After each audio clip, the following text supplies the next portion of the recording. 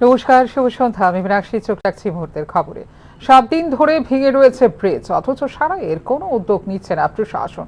প্রেক্ষিতে একদিকে যেমন ভোগান্তির শিকার সাধারণ মানুষ, অপরদিকে ক্ষতির সম্মুখীন যান চালকরা। ঘটনা সাবরুম মহকুমার বৈষ্ণবপুরে। সাবরুম থেকে বৈষ্ণবপুর যাওয়া এবং বৈষ্ণবপুর থেকে সাবরুম আসার একমাত্র রাস্তাটি দিয়ে বন্ধ যান চলাচল। বৈষ্ণবপুরে ছড়ার উপরে থাকা লোহার ব্রিজের উপর দিয়ে ভারী মালবাহী গাড়ি যাওয়ার সময় গাড়িসহ ভেঙে পড়ে ব্রিজটি, যার ফলে ওই রাস্তা দিয়ে বন্ধ হয়ে গেছে ছোট বড় যানবাহন চলাচল। এতে করে চরম দুর্ভোগে পড়তে হচ্ছে বৈষ্ণবপুর, পূর্ব সাবরুম, মাগরুম সহ বিস্তীর্ণ এলাকার জনগণ ও গাড়ি চালকদের।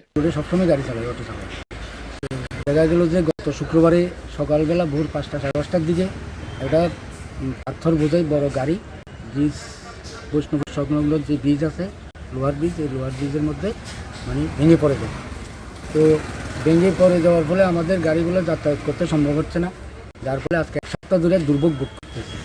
এখনও পর্যন্ত এই ব্রিজ সারাইয়ের কোনো উদ্যোগ নেই। তো আমরা চাই এবং দাবি জানাই বৈষ্ণবপুর প্রশাসন বা সাবরুমবাসী প্রশাসনের কাছে এই ব্রিজ যেন তাড়াতাড়ি করা হয়। তো এখন কি সাবরুম থেকে বৈষ্ণবপুর যাওয়া আসার কি একমাত্র রাস্তা এইটা? হ্যাঁ, একমাত্র রাস্তাই এইটা, বিকল্প কোনো রাস্তা নাই। এখন কি আপনাদের গাড়ি চলাচল ওই রোডে বন্ধ আছে? বন্ধ আছে। পরিস্থিতি এমনটাই যে ব্রিজ পর্যন্ত যাবার পর এরপর আর গাড়ির পক্ষে সম্ভব হচ্ছে না ওপারে যাওয়া, জানিয়েছে সংশ্লিষ্ট যান চালকরা। বৈষ্ণবপুরের ব্রিজের এক ব্রিজ, হ্যাঁ, বৈষ্ণবপুর বাজারে যাওয়ার একটা ব্রিজ, এটা বড় গাড়ি একটা গিয়ে ভেঙে গেছে। ঠিক হয়েছে নি এখনো? না, এখনো ঠিক হয়নি। কতদিন হইব? সপ্তাহখানেক থেকে আরো বেশি হতেছে। তো তোমরা এখন বৈষ্ণবপুরে তো প্রচুর গাড়ি আপ ডাউন করে, তো এখন কিভাবে যাইতে আছে বৈষ্ণবপুর? ব্রিজের এপারে গাড়ি ঠাকুন লাগে, আর ওই সাইডে যাইতাম পারে না, তো হাঁটি হাঁটি যাওয়ার লাগে। ডেলি কেমন গাড়ি চলে?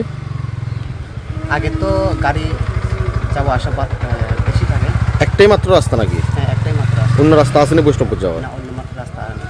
অতি দ্রুত যেন বৃষ্টি মেরামতের কাজে হাত লাগায় সরকার, তার দাবি জানিয়েছেন সাবরুম থেকে বৈষ্ণবপুর রুটের যান চালকরা। ব্রিজের কারণে ওই রাস্তা দিয়ে বন্ধ হয়ে রয়েছে গাড়ি চলাচল, ফলে আর্থিক ক্ষতির সম্মুখীন হতে হচ্ছে গাড়ি চালকদের। ভোগান্তির শিকার হচ্ছেন যাত্রী সাধারণও। ফিউরো রিপোর্ট, নিউজ নাও। আগামী 30 ও 31 মে কৈলাসহরে অনুষ্ঠিত হবে এসএফআই এর 21তম রাজ্য সম্মেলন। বুধবার সাংবাদিক সম্মেলনে কথা জানিয়েছেন এসএফআই এর রাজ্য সম্পাদক সন্দীপন দেব। সম্মেলনে সারা রাজ্য থেকে যোগদান করবেন মোট 350 জন প্রতিনিধি, জানিয়েছে এসএফআই। নেশার বিরুদ্ধে রাজ্য প্রশাসনের ভূমিকা নিয়েও এদিন সমালোচনা করে এসএফআই। এই রাজ্য নেশায় ডুবে গেছে, তাই সরকারের আমরা মনে করি রাজ্যের তরুণ প্রজন্মকে, ভাবি প্রজন্মকে রক্ষা করার প্রশ্নে নেশার বিরুদ্ধেও কার্যকরী আন্দোলন করে তুলতে হবে। এবং এই যে নেশা ব্যবসায়ী যারা শাসক দলে ছাতার তুলে নিজেদের গুজে রেখে নেশার ব্যবসা সুন্দর মতো চালানোর চেষ্টা করছে, এদের বিরুদ্ধে পদক্ষেপ নেওয়ার দাবি আমরা অতীত করেছি। আজকের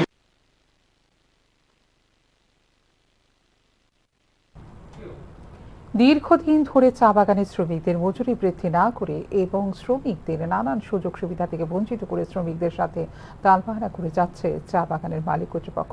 এর ফলে চা বাগানের শ্রমিকরা দীর্ঘদিন ধরে মালিক কর্তৃপক্ষের বিরুদ্ধে তীব্র ক্ষোভ দেয়। প্রেক্ষিতে চা বাগানের মালিক কর্তৃপক্ষের বিরুদ্ধে বাগান শ্রমিকরা রাস্তা অবরোধ সহ বাগান এলাকায় বিক্ষোভ মিছিল করে বাগানে ধর্মঘট পালন করে সংশ্লিষ্ট শ্রমিকরা। ঘটনা কৈলাসহরের গোরখপুর চা বাগানে অবিলম্বে দাবি দেওয়া মিটিয়ে না দিলে বৃহত্তর আন্দোলন গড়ে তোলা হবে বলে জানিয়েছেন চা বাগান শ্রমিকরা। উল্লেখ করা যেতে পারে, গোরখপুর চা বাগান সহ আরও কয়েকটি চা বাগান পরিচালনা করছে পশ্চিমবঙ্গের লক্ষ্মীটি গ্রুপ। 7 বছর ধরে আমাদের চা শ্রমিকদের পার্মানেন্ট করা হয়নি, অতি সত্বর পার্মানেন্ট করতে হবে। বিগত 7 বছর ধরে আমাদের চা শ্রমিকদের পিএফ এর আওতায় আনা হয়নি, অতি সত্বর পিএফ এ নথিভুক্ত করতে হবে। চা শ্রমিকদের অনেকগুলি স্টাফদের পোস্ট খালি আছে। চা বাগানদের ছেলে মেয়েদের মধ্যে থেকে সেই খালি জায়গা পূরণ করতে হবে। 31শে মে পর্যন্ত রাজ্যে ভারী বৃষ্টিপাতের সতর্কতা জারি করল রাজ্য প্রশাসন। এক্ষেত্রে জেলা প্রশাসনগুলিকে সতর্ক থাকার নির্দেশ জারি করেছে রাজ্য প্রশাসন। আগামী 31শে মে পর্যন্ত রাজ্যে ভারী থেকে অতি ভারী বৃষ্টিপাতের সম্ভাবনায় সতর্কতা জারি করেছে আবহাওয়া দপ্তর। তার পাশাপাশি 30শে মে খোয়াই এবং পশ্চিম ত্রিপুরা জেলায় ভারী থেকে অতি ভারী বৃষ্টিপাতের সম্ভাবনা জারি করেছে লাল সতর্কতা।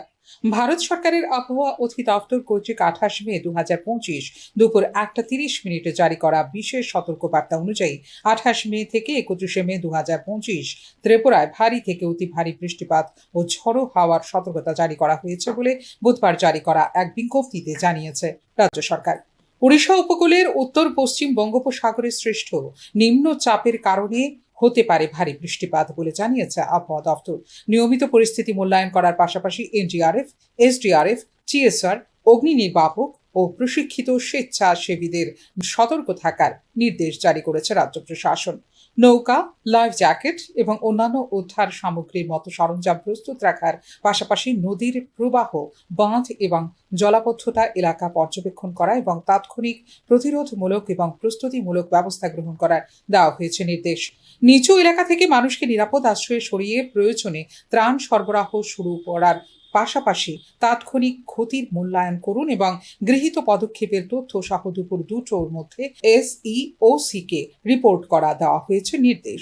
ধ্বংসাবশেষ অপসারণ এবং প্রয়োজনীয় পরিষেবা পুনরুদ্ধারের জন্য দ্রুত ব্যবস্থা গ্রহণের রেসপন্স টিম, সুনির্দিষ্ট প্রতিক্রিয়ার জন্য কর্মকর্তা এবং প্রধান কর্মকর্তাদের নিযুক্ত, প্রয়োজনে উদ্ধার, ত্রাণ ইত্যাদির জন্য প্রশিক্ষিত স্বেচ্ছাসেবীদের প্রস্তুত রাখার জন্য নির্দেশ দেওয়া হয়েছে জেলা শাসকদের।